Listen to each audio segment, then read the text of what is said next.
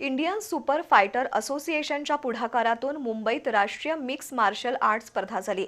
या स्पर्धेत देशभरातील 55 खेळाडूंचा समावेश होता। त्यामध्ये कोल्हापूरच्या राज कोरगावकर आणि प्रथमेश पाटील यांनी विजय मिळवला। मिक्स मार्शल आर्ट हा क्रीडा प्रकार साहसी खेळात मोडतो। त्याकडे आता कोल्हापुरातील तरुण पिढी आकर्षित होऊ लागली आहे। इंडियन सुपर फायटर असोसिएशनच्या पुढाकारातून नुकतीच मुंबईत राष्ट्रीय स्तरावरील मिक्स मार्शल आर्ट स्पर्धा झाली। त्यामध्ये देशभरातील 55 खेळाडूंचा समावेश होता। 80 किलो वजनी गटात कोल्हापूरच्या राज कोरगावकर यांनी मुंबईच्या अली बशीर याला अवघ्या 14 सेकंदात पराजित करून सर्वात जलद नॉकआउटची नोंद केली। स्पर्धा झाली त्याच्यामध्ये ऑलमोस्ट 52 ते 53 पार्टिसिपेट केले होते आणि या सगळ्यामध्ये केज फाईट्स असतात। ऑल ओव्हर इंडियाचे फायटर्स येतात। त्यामध्ये कोल्हापूरच्या दोन जे होते पार्टिसिपंट्स होते, मी होतो आणि प्रथमेश पाटील होता, त्यांना गोल्ड मेडल मिळालं।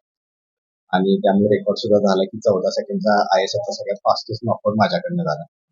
आणि तर प्रथमेश पाटील यांनी 1 मिनिट 22 सेकंड मध्ये पुढच्या पार्टिसिपंटला हरवलं। त्याचबरोबर अथर्व तिवरे आणि सुश्रुत साळोखे ही 2 पार्टिसिपंट सुद्धा अंडर 65 पार्टिसिपेट केले। तर 65 किलो वजनी गटात प्रथमेश पाटील यांनी 1 मिनिट 22 सेकंदात प्रतिस्पर्ध्यावर विजय मिळवला। 70 किलो वजनी गटात अथर्व तिवरे यांचा सहभाग होता। या सर्वच खेळाडूंना प्रशिक्षक स्तवन सोरटे यांचं मार्गदर्शन मिळालंय। विजेत्या खेळाडूंची आता मार्च महिन्यात मुंबईत होणाऱ्या वॉरियर्स ड्रीम सिरीज स्पर्धेसाठी निवड झाली आहे।